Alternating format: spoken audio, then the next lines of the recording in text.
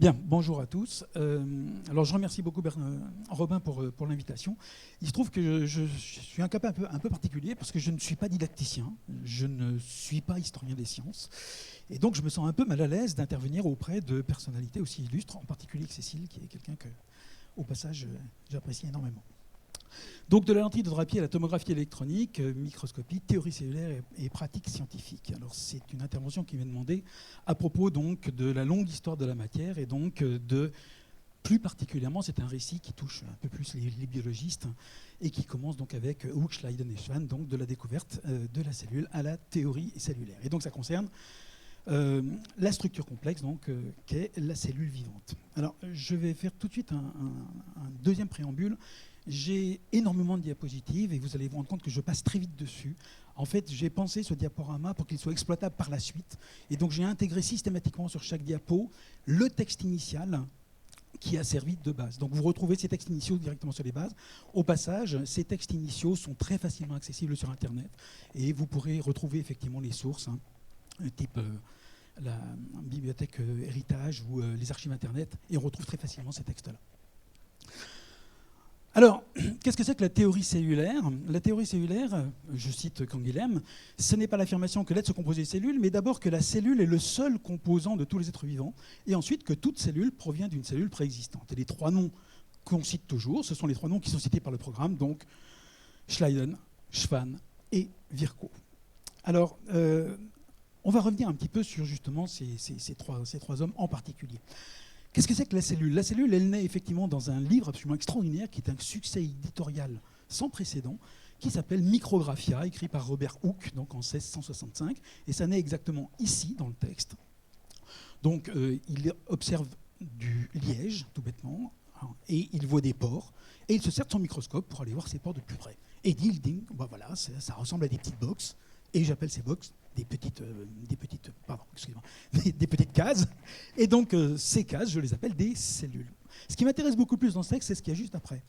Si vous regardez bien le texte de juste après, vous vous rendez compte qu'il précise qu'effectivement, ce sont les premiers pores microscopiques qu'il a vus et qui peut-être n'aient jamais été vus.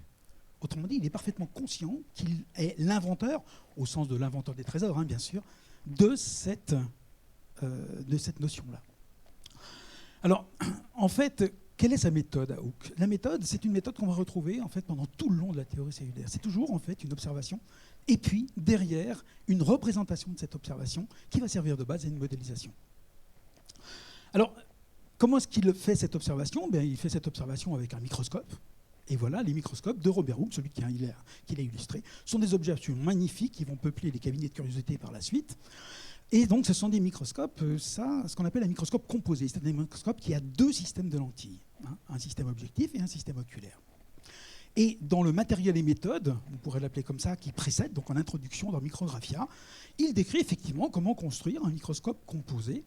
Enfin, à un détail près, parce que quand il parle des lentilles, il dit effectivement que, eh bien, ma foi, si on pouvait construire des microscopes avec une seule réfraction, comprenez, une seule lentille, eh bien on aurait en fait des résultats bien meilleurs.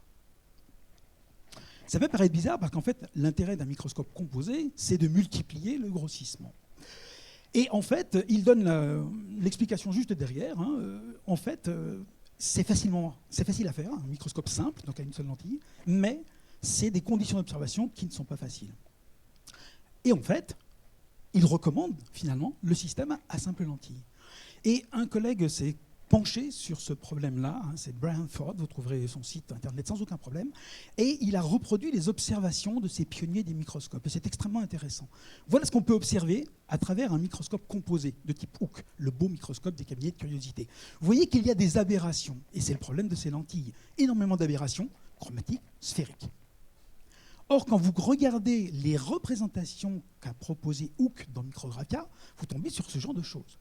C'est absolument extraordinaire. Et vous vous dites, il y a un problème. Et l'idée de Ford, ça a été tout bêtement de reconstruire des microscopes à simple lentille. Et voilà le genre d'observation qu'on peut faire avec un microscope à simple lentille. Ça, c'est un détail de cette zone-là. Autrement dit, Hooke, pour faire ça, n'a pas utilisé son fameux microscope qu'on voit partout. Il a utilisé un microscope à simple lentille. OK. Le grand spécialiste des microscopes à simple lentille, c'est Leeuwenhoek. Alors chez nous, en biologie, il est très célèbre. C'est lui qui a observé pour la première fois des cellules vivantes. C'est lui qui est à l'origine des animalcules, dans de l'eau croupie, en fait, on va dire, pour passer vite. C'est lui qui a construit toute une série de microscopes. Voilà le microscope de Leeuwenhoek. Vous voyez la taille du microscope, c'est quelque chose de tout petit. D'accord ? Il y a une simple lentille, vous fixez l'objet au sommet de la pointe là, puis ensuite vous vous mettez devant une source lumineuse, en l'occurrence une fenêtre, et puis vous observez à travers la lentille, en mettant ça le plus proche possible de votre œil pour avoir le grossissement maximum, eh bien vous observez l'objet qui est sur la pointe, en espérant ne pas vous brûler la rétine. Avec le soleil, vous me direz en Hollande, il y avait peu de chance. Il a une démarche qui est absolument exceptionnelle. Alors Hooke, c'est le fameux drapier qui est évoqué dans mon titre. Il a une démarche absolument remarquable. Il commence d'abord par reproduire ce qui a déjà été fait. Autrement dit, il fait des coupes de liège et il observe. Et il reproduit les observations de Hooke. D'accord ? Au passage, ça, c'est une observation en microscopie électronique à balayage. Et vous voyez la qualité des coupes de Leeuwenhoek. Leeuwenhoek était un expérimentateur absolument génial.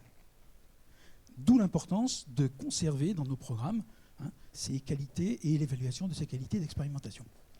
C'est lui le premier qui a observé des spermatozoïdes, c'est lui le premier qui a observé des bactéries. Je vous encourage à aller lire la lettre du 17 septembre qu'il a adressée à la Société royale de Londres, où il décrit toute sa démarche en disant « J'ai observé la pâte jaune qui est entre mes dents, j'ai vu des petits trucs qui bougeaient », donc ce sont des bactéries effectivement, la plaque dentaire.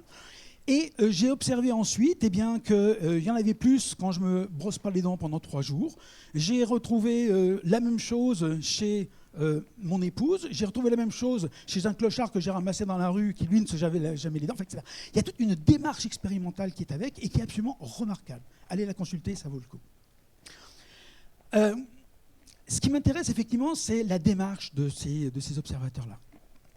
En fait, quand vous reprenez le Micrographia de Robert Hooke, le fameux chapitre dans lequel il définit la cellule, vous vous rendez compte qu'au départ, qu'est-ce que c'est son moteur ?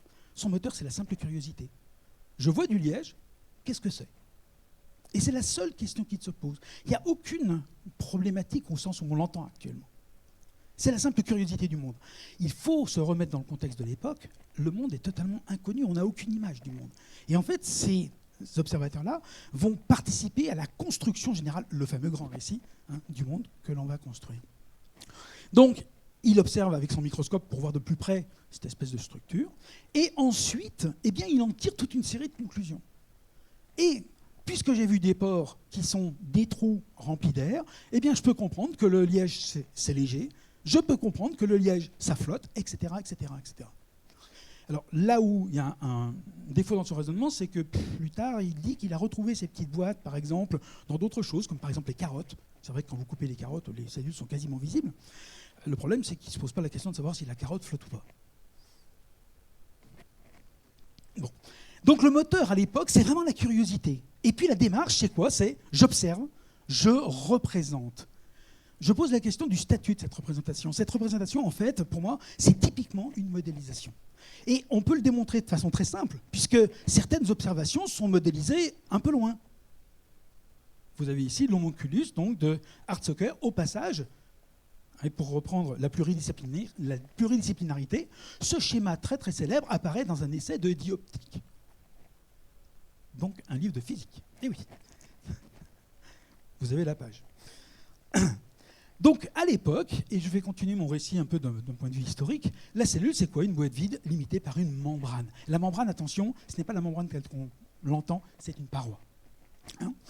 Donc, vous retrouvez des noms très célèbres, Malpighi, Roux, qui discutent du savoir si la cellule est un espace clos ou si c'est simplement un vide qu'il y a entre le reste des structures. Vous avez ce traité absolument extraordinaire de John Hill qui dit très clairement, non, ce n'est pas le Hill de la réaction de Hill, qui dit très clairement qu'un végétal, c'est constitué de bulles, donc nos fameuses cellules, et de vaisseaux. Il faut rapprocher ça des théories physiologiques de l'époque. À l'époque, pour que quelque chose soit vivant, il faut qu'il ait des humeurs, des liquides. Et donc, on a des bulles qui vont assurer la structure, on va dire, et puis des vaisseaux qui vont assurer la conduction de l'humeur. D'accord ? Voilà. Et le titre est extrêmement savoureux, je trouve, la construction des arbres, donc, expliquée par le microscope. tous les travaux en fait, du XVIIIe siècle vont concerner exclusivement les végétaux. Pourquoi? Tout bêtement, parce qu'on est incapable de couper des animaux. Essayez de faire une tranche de foie observable avec de la lumière qui passe au travers. C'est pas possible. C'est un problème, les coupes, et donc dans ce traité-là, on retrouve effectivement un microtome, donc de quoi faire des coupes, mais de trucs durs. Vous avez un excellent article de revue, si cette période vous intéresse, que je vous recommande, qui est un article de Dietrich Kieser, écrit en 1814, et c'est une réponse à une commande d'une société savante qui se pose la question, quel est l'état des sciences à cette époque-là? Et donc il fait tout un état de toutes les recherches qui ont été faites au XVIIIe, c'est absolument remarquable. On est à cette époque avec une notion de tissu cellulaire. La vie, c'est la circulation, donc il y a des vaisseaux, et la cellule, c'est simplement un élément clos du tissu cellulaire. Dans ce traité, il y a une chose intéressante, en particulier pour les biologistes, je suis désolé, je prêche un peu pour ma paroisse aussi. Kieser dit qu'il est indispensable de se former avant de dessiner une idée de l'objet dans sa plus grande perfection, et de dessiner selon cette idée, et non pas l'objet plus ou moins imparfait, plus ou moins altéré par le scalpel. Le texte est juste là au-dessous. Autrement dit, ça prouve bien que les représentations qui sont proposées à cette époque sont des modélisations de l'observation et non pas une traduction directe de l'observation. Côté animal, il ne se passe rien. Vous avez certainement entendu le nom de Bichat. Bichat, grosso modo, dit il y a un tissu, il y a 21 tissus, bon, actuellement on en est à 4. Il y a 21 tissus différents, il y en a un qui s'appelle le tissu cellulaire. Et le tissu cellulaire, c'est quoi? C'est des fibres avec des trous, et les trous, c'est ce qu'on appelle des cellules. Bon. D'ailleurs, Bichat méprise profondément le microscope, c'est dit ici, le microscope, espèce d'agent dont la physiologie et l'anatomie ne me paraissent pas d'ailleurs avoir jamais retiré un grand secours, parce que quand on regarde dans l'obscurité, chacun voit à sa manière et suivant qu'il est affecté. Bon, le problème est réglé. Il y a quand même quelques observations qui sont amusantes à l'époque. Milne Edwards, alors, qui m'est cher parce qu'en fait je travaille aussi au muséum, donc lui aussi, il va se planter complètement sur ses observations et il va dire, voilà, moi quand je regarde dans mes microscopes, je vois des petits globules partout, et donc, les tissus ont une structure unique, ce qui a été repris par certains historiens des sciences avec un énorme contresens, et cette structure, c'est de la structure globulaire. En fait, il n'y a aucun rapport entre ces globules et les cellules vraies telles qu'on l'entend actuelles, et ça a été souligné d'ailleurs dès la fin du 19e. Au passage, j'en profite pour rappeler une vérité en science, c'est que rien n'est plus reproductible qu'un artefact. Ça pose problème avec un microscope. En fait, ce qui est intéressant dans ce traité-là, c'est plutôt la réflexion qu'il fait sur le problème de l'induction. Vous avez compris qu'à l'époque, on observe, et puis ensuite... D'accord, pas grave. Ensuite, qu'est-ce qu'on fait? On essaie de généraliser. C'est la bonne vieille induction selon Bacon. On est vraiment typiquement dans ce cadre conceptuel-là. Milne Edwards se pose le problème, et en fait, ce qui est intéressant, c'est qu'il fait un effort d'échantillonnage raisonné. Et ça se voit très bien dans sa formulation. Si vous regardez par exemple, donc, il observe donc, son structure globulaire chez l'homme, il généralise en regardant le bœuf pour voir si. Puis il se dit, mais il y a d'autres classes d'animaux, je vais essayer de prendre un exemple dans chaque classe pour pouvoir m'assurer que ma généralisation a un sens. Et ça, c'est le premier effort d'échantillonnage raisonné qu'on puisse trouver en ce qui concerne la théorie cellulaire. Le coq m'a servi d'exemple pour les animaux de sa classe. Parmi les reptiles, j'ai choisi la grenouille, ce qui en fera sourire quelques-uns, mais c'était à l'époque le cas, etc. Va apparaître au XVIIIe une notion importante, c'est que la cellule, ce n'est pas qu'un trou, ça a un contenu, et que ce contenu est fonctionnel. Les premiers, c'est Candolle, c'est un exemple typique de raisonnement par l'absurde, je passe. Le point important, c'est Dutrochet. Dutrochet, en fait, va montrer par ses multiples observations, plus l'induction bien sûr, que tous les tissus sont constitués de cellules. Elles n'ont pas toutes la même forme. La cellule est à l'origine des sécrétions, c'est surtout ça qui m'intéresse, c'est le deuxième point qu'il démontre. La cellule est à l'origine des sécrétions qu'elle contient. Ce qui veut donc dire que la cellule est un agent actif. Et on passe d'un simple passif de trous entre d'autres cellules, d'autres structures, à un agent actif. Et il dit clairement, en conclusion de son traité, que tout dérive évidemment de la cellule. La cellule est donc la pièce fondamentale de l'organisation dans les tissus organiques des végétaux, et l'observation vient de nous prouver qu'il en est de même chez les animaux. En fait, il énonce clairement la théorie cellulaire telle qu'on pourrait l'énoncer actuellement. Il ne faisait pas partie des 3 noms que je vous ai cités initialement, vous avez remarqué. il y a deux problèmes dans ça. Le premier problème, c'est évidemment. Le deuxième problème, c'est qu'il a cru à ce que disait son ami Mine Edwards, et donc c'est un fervent adepte de la théorie globulaire qui s'est révélé simplement des artefacts d'observation.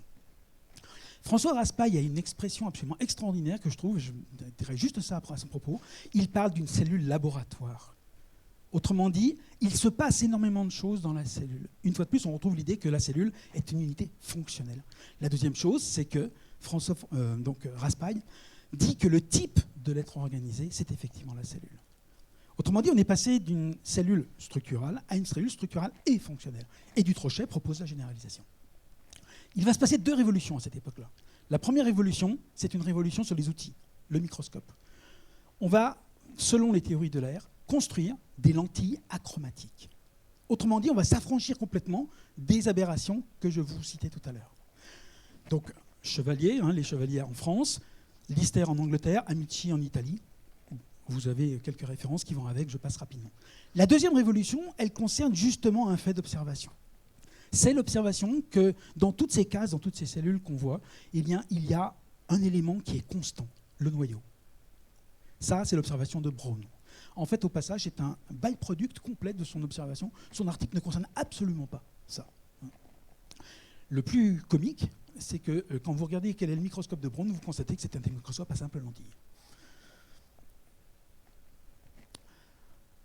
On arrive donc aux fondateurs de la théorie cellulaire. Les fondateurs de la théorie cellulaire, c'est Schleiden. Schleiden, c'est quelqu'un de très sérieux. C'est quelqu'un de très sérieux qui insiste sur le fait que la botanique est une science inductive. D'accord ? Quel est le problème ?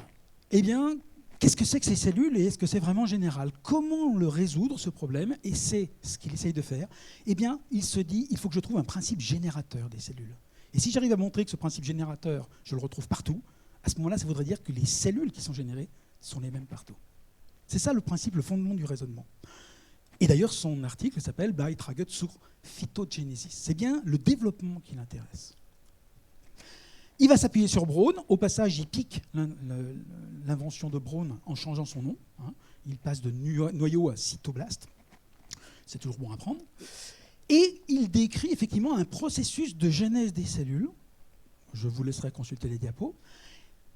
Qui est complètement faux, on est bien d'accord, mais qu'il dit revoir partout. On pourra discuter éventuellement pourquoi effectivement il a vu ça.